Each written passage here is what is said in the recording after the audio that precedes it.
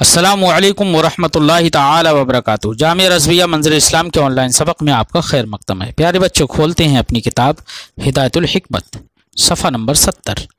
کچھ عبارت پڑھ لیتے ہیں۔ بسم اللہ الرحمن الرحیم۔ وَأَمَّا الْعَيْنُ فَهُوَ حَالَةٌ تَحْصُلُ لِلشَّيْءِ بِسَبَبِ حُصُولِهِ فِي الْمَكَانِ وَأَمَّا الْمَتَى فَهُوَ حَالَةٌ تَحْصُلُ لِلشَّيْءِ بِسَبَبِ حُصُولِهِ فِي الزَّمَانِ وَأَمَّا الْإِضَافَةُ فَهِيَ حالة نسبية متكررة وأما الملك فهو حالة تحصل للشيء بسبب ما يحيط به وينتقل بانتقاله ككون الإنسان متعمما ومتقمصا وأما الوضع فهو هيئة حاصلة للشيء بسبب نسبة أجزائه بعضها إلى البعض وبسبب نسبتها إلى الأمور الخارجية كالقيام والقعود وأما الفعل فهو حالة تحصل للشيء بسبب تأثيره في غيره كالقاطع ما دام يقطع وأما الانفعال فهو هيئة تحصل للشيء بسبب تأثره عن غيره كالمتسخن ما دام يتسخن۔ آج کی اس عبارت میں صاحب کتاب ما بقیہ اعراض کی تعریف کر کے ان کی مثالیں پیش کر رہے ہیں کہ عرض کی 9 قسمیں تھی نا بچوں، تو کچھ کا ذکر ہو گیا اور یہاں پر ایک قسم ذکر کر رہے ہیں، عین۔ عین کسے کہیں گے؟ تو بچوں، عین کا معنی ہوتا ہے کہاں، ویسے تو جگہ کے بارے میں ہی تو پوچھا جاتا ہے نا، تو عین کے ذریعے سے جگہ کے بارے میں پوچھا جاتا ہے، تو اس سے آپ کے ذہن میں یہ بات قریب ہو گئی ہوگی کہ عین ایک ایسی حالت کو کہتے ہیں جو کسی شے کو کسی مکان میں حاصل ہونے کی وجہ سے حاصل ہوتی ہے۔ مثال کے طور پر آپ مسجد میں ہیں، تو مسجد میں ہونے والے شخص ہیں، آپ جس وقت آپ مسجد میں موجود ہیں اس وقت مسجد میں ہونے والے ہیں۔ جس وقت آپ صف میں کھڑے ہیں تو اس وقت آپ مصلی ہونے کی حالت آپ کو حاصل ہے۔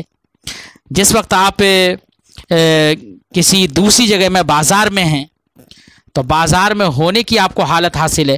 تو کسی خاص جگہ میں، کسی بھی جگہ میں ہونے سے جو ہیئت کسی شے کو حاصل ہوتی ہے، اسی ہیئت کا نام عین ہوتا ہے، وہ بھی ایک عرض ہے۔ اب وہ جگہ اگر ایسی ہے کہ عارضی ہے تو عین، اس کو عین عارضی کہیں گے۔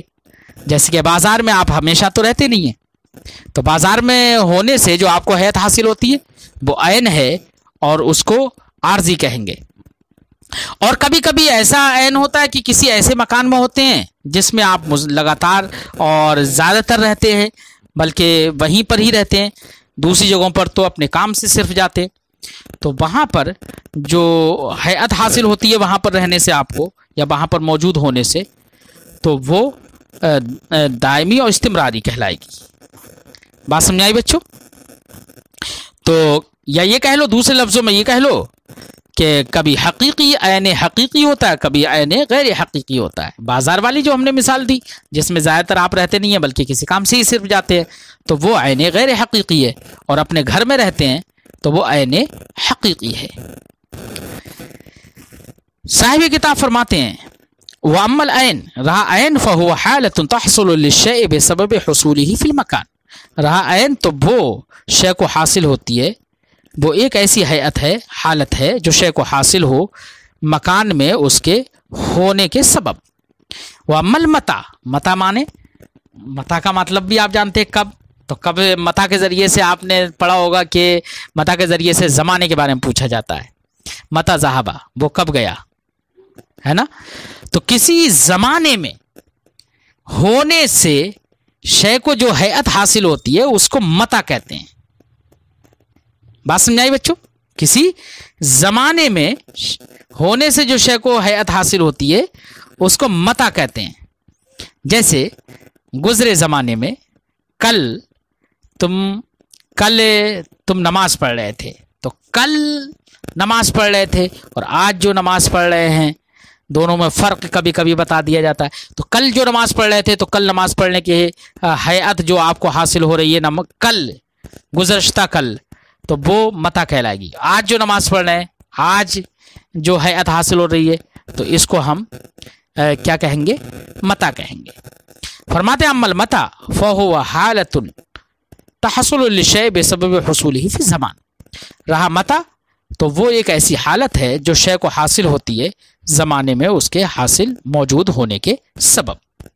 وہ عمل اضافہ، رہی اضافت، اضافت بھی ایک عرض ہے۔ اضافت ایسی حالت کو کہتے ہیں جو حالت نسبتی ہوتی ہے، دوسری شے کی طرف نسبت کرتے ہوئے سمجھ میں آتی ہے، اور جب دوسری شے کی طرف نسبت کرتے ہوئے سمجھ میں آتی ہے تو وہاں پر جب دو چیزیں ہو جاتی ہیں تو اس میں اس نسبت اس حالت میں تکرر ہو جاتا ہے، گویا کہ وہ مکرر ہوتی ہے ادھر سے بھی اور ادھر سے بھی۔ مثال کے طور پر ابوت ہے، باپ ہونا، یہ باپ ہونا تبھی سمجھ میں آئے گا، زید باپ ہے، زید کا باپ ہونا، زید کو باپ ہونے کی حالت حاصل ہے، لیکن کس کی طرف نسبت کرتے ہوئے نا، جبکہ اس کی اولاد بھی ہو نا، بچے بھی ہوں، تو بیٹا یا اس کے اولاد کی طرف نسبت کرتے ہوئے زید کو باپ ہونے کی حالت حاصل ہو رہی ہے۔ تو اب اس کے باپ ہونے کی حیت جو اسے حاصل ہو رہی ہے کس کی طرف نسبت کرتے ہوئے، اس کی اولاد کی طرف نسبت کرتے ہوئے، تو یہ باپ ہونے کی حالت یہ اضافت کہلائے گی، کیونکہ یہ نسبت ہی ہے، دوسری شے کی طرف نسبت کرتے ہوئے سمجھ میں آ رہی ہے، اور یہ متکرر ہے، تکرر ہے، یعنی زید کے لیے یہ باپ ہونے کی حالت حاصل ہو رہی ہے، اور ابوت تو زید کی طرف بھی نسبت ہے اس کی، تو زید اور اس کے بیٹے کی طرف بھی نسبت ہے کہ بیٹے کی طرف نسبت کرتے ہوئے سمجھ میں آ رہی ہے، تو مقرر ہو گئی نا نسبت یہ۔ تو ایسے ہی بیٹا ہونا یہ بھی ایک اضافت ہے، یہ بھی ایک عرض ہے، یہ امر کو حاصل ہو رہی ہے بیٹے ہونے کی حالت، یہ کس کی طرف نسبت کرتے ہوئے، اس کے باپ کی طرف نسبت کرتے ہوئے، بغیر باپ کے وہ بیٹا تو نہیں ہو سکتا نا۔ ہاں خلاف عادت اللہ رب العزت جیسے بغیر باپ کے پیدا کرتے تو وہ خلاف عادت ہوگا۔ عمل اضافت فی حالت نسبیت متکررہ، رہی اضافت تو وہ ایک ایسی حالت ہے جو نسبتی ہوتی ہے اور متکرر ہوتی ہے، دو چیزوں کے درمیان اس میں اس کا تعقل ہوتا ہے، ادراک ہوتا ہے۔ وہ عمل ملک، رہا ملک بھی ایک عرض ہے۔ ملک کسے کہتے ہیں؟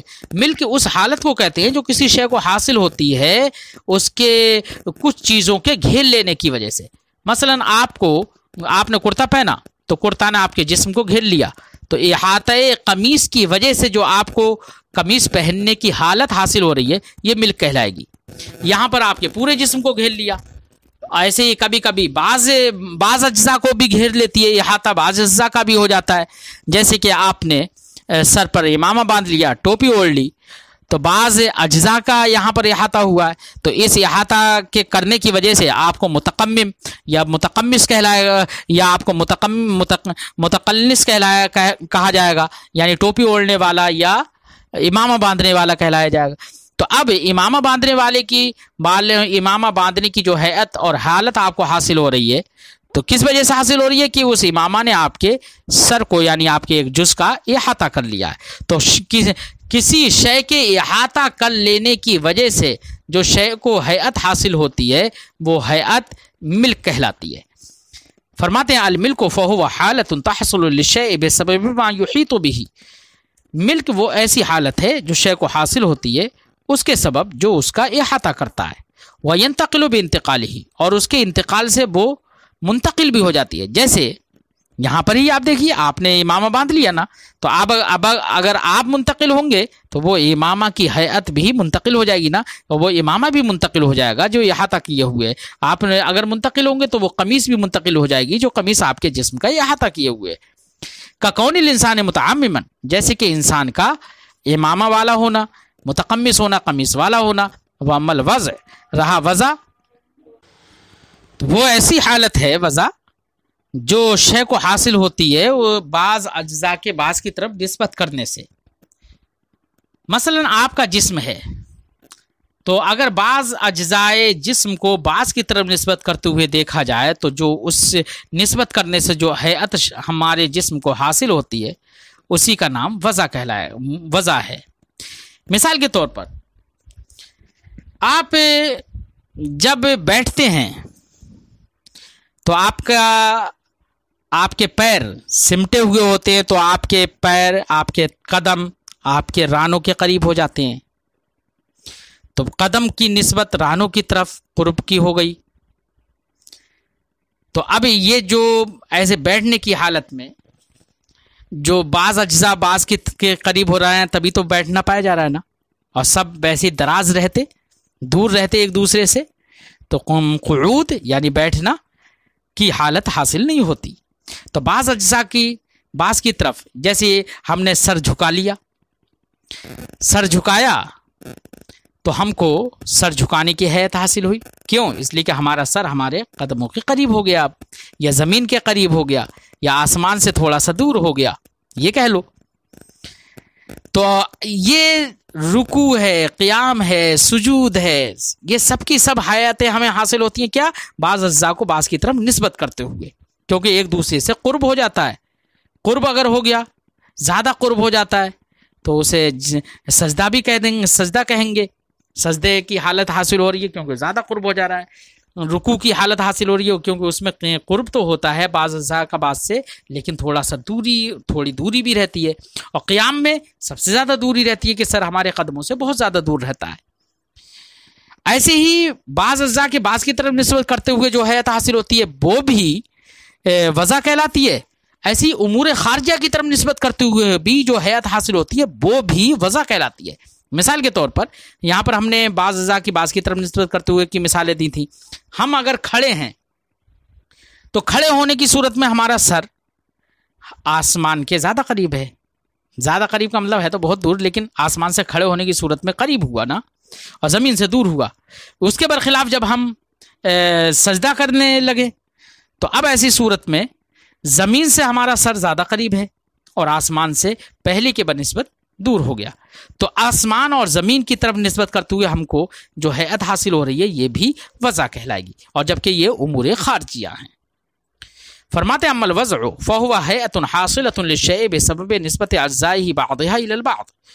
رہا وضع تو وہ ایک ایسی حیت ہے جو حاصل ہوتی ہے شے کو اس کے بعض اجزاء کی بعض کی طرف نسبت کرنے کے سبب، وبسبب نسبتها الى الامور الخارجیہ۔ ایسے ہی بعض یا ان اجزاء کی نسبت امور خارجہ کی طرف کرنے کے سبب جو حیات حاصل ہوتی ہے، جیسے قیام اور قعود۔ وَأَمَّا الْفِعْلُ فَهُوَ حَالَةٌ تَحْصُلُ لِلشَّيْءِ بِسَبَبِ تَأْثِيرِهِ فِي غَيْرِهِ۔ رہا فعل بھی ایک عرض ہے بچوں۔ فعل کا معنی ہوتا ہے کام کرنا، یعنی تاثیر کرنا۔ فعل وہ حیات ہے جو شے کو حاصل ہوتی ہے کسی شے میں اثر ڈالنے کی وجہ سے۔ مثال کے طور پر ایک کاٹنے والا شخص، لکڑی کاٹنے والا شخص لکڑی کاٹ رہا ہے، تو کاٹنے کی صورت میں، کاٹنے کے وقت میں اس کو کاٹنے کی حیت حاصل ہوتی ہے کیونکہ وہ دوسرے کے اندر، لکڑی کے اندر اپنا اثر ڈال رہا ہے۔ تو اثر ڈالنے کی وجہ سے اس کو جو حیت حاصل ہو رہی ہے کاٹنے کی، یہ فعل کہلائے گی۔ اسی کے برخلاف لکڑی کے اندر جب وہ کاٹ رہا ہے تو لکڑی کے اندر کٹنے کی حیت حاصل ہو رہی ہے، یعنی کاٹنے والے کے اثر کو قبول کرنے کی حیت حاصل ہو رہی ہے، تأثر کی حالت حاصل ہو رہی ہے، انفعال اس کو کہیں گے بچوں۔ تو دوسرے کے اندر تاثیر ڈالنا، اثر ڈالنے کی حیت حاصل اگر ہوتی ہے تو اس کا نام ہے فعل۔ کسی شے کو اگر کوئی حیت حاصل ہو رہی ہے دوسری شے کی تاثیر کی وجہ سے، غیر میں اس کی تاثیر کی وجہ سے کہ غیر میں وہ اثر ڈال رہا ہے، تو اس کی بنا پر اس حیت کا نام فعل رکھیں گے، اور دوسری شے کے اثر کو قبول کرنے کی وجہ سے جو حیت حاصل ہو رہی ہے شے کو، تو اس کا نام انفعال رکھیں گے۔ فرماتے ہیں اما الفعل فهو حالۃ تحصل للشیء بسبب تاثیرہ فی غیرہ۔ رہا فعل تو فعل اس عرض کو کہیں گے، اس حالت کو کہیں گے جو شے کو حاصل ہوتی ہے اس کے غیر میں تاثیر کرنے کے سبب، جیسے کہ قاطع مادام یقطع، جب تک کہ وہ کاٹتا رہے تو اس کو کاٹنے کی حالت حاصل ہوگی۔ وَأَمَّا الْانفعال، رہا انفعال، فَهُوَ هَيْئَةٌ تَحْصُلُ لِلشَّيْءِ بِسَبَبِ تَأَثُّرِهِ عَنْ غَيْرِهِ۔ انفعال وہ ایک ایسی حیت ہے جو شے کو حاصل ہوتی ہے غیر سے اس کے متاثر ہونے کے سبب، کالمتسخن مادام یتسخن، جیسے کہ گرم ہونے والا پانی مثال کے طور پر، یا گرم ہونے والی کوئی بھی چیز جب تک کہ وہ گرم ہوتی رہے تو آگ کے اثر کو قبول کرتی رہے گی نا، وہ تو آگ کے اثر کو قبول کرنے کی وجہ سے اس کو متسخن کہا جاتا ہے۔ تو جب تک وہ گرم ہوتی رہے گی اس کو متسخن کہیں گے، گرم رہے گی تو اس کو متسخن کہیں گے کیونکہ وہ غیر کے اثر کو قبول کرنے والی ہے۔ تو اس کا نام کیا ہے؟ انفعال ہے۔ تو بچوں یہاں پر آج عرض کی بحث مکمل ہو گئی۔ آراز کی اقسام 9 کو مصنف نے تفصیل کے ساتھ بیان کر دیا، تمام کی مثالیں بھی دی۔ اور یہاں پر اب فن ثانی فی العلم بالثانی و صفات ہی جو شروع ہو رہا ہے وہ آپ کی مقدار میں داخل نہیں ہے. اس لیے اب آپ سے ایک گزارش ہے کہ اب روزانہ میں آپ کو روزانہ پچھلے سے جتنی اب تک ویڈیو ہو گئی، سارے اسباق ہو گئے، مقدار پوری ہو گئی ہے، تو ان کی ویڈیو میں روزانہ آپ کو بھیجوں گا پچھلے سے ریویژن کرنے کے لیے، تاکہ آپ اجرا کرتے رہیں اور پچھلا یاد کرتے رہیں. اور میں کوشش کروں گا کہ ہر ہفتے آپ کے لیے ایک وقت مقرر کر دوں گا کہ فلاں دن پر فلاں وقت میں آپ کو ایک آن لائن پرچہ دیا جائے گا. آپ اس کا جواب جو بھی وقت مقرر ہوگا اس وقت مقرر میں اس کا جواب لکھ کر اپنی کاپی پر لکھیں اور اس کا فوٹو مجھے سینڈ کرتے رہیں گے. میں بھی اس کو انشاءاللہ آپ کے وہ بھیجے ہوئے فوٹو کو میں چیک کروں گا اور اس کے نمبر بھی محفوظ کروں گا کہ کس نے کتنے نمبر حاصل کیے ہیں. اس لیے بچوں آپ اب پچھلے سے اگلے 2-1 دن کے بعد میں پچھلے سے آپ کو ویڈیو روزانہ بھیجوں گا، تاکہ آپ ان کا ریویژن کریں اور اس کو یاد کریں، اجرا کریں، تاکہ آپ کے امتحان میں بھی آسانی ہو اور آپ کو مسائل صحیح سے یاد ہو سکیں. اور آپ کو کہیں پر کوئی بات سمجھ میں نہ آئے تو ایسی صورت میں آپ میرے فون پر بھی فون کر کے پوچھ سکتے ہیں. فون نمبر میں آپ کو بتا دوں 9897273870 98 97 27 38 70. یہ میرا فون نمبر ہے. اگر کوئی ضرورت ہو تو آپ میرے فون پر بھی فون کر کے مجھ سے پوچھ سکتے ہیں، اپنے مسئلے کو حل کر سکتے ہیں. باقی امتحان کس طریقے سے کرنا ہوگا، کس طرح سے میں پرچہ دوں گا، اس کی تفصیل میں انشاءاللہ بعد میں آپ کو بتاتا ہوں.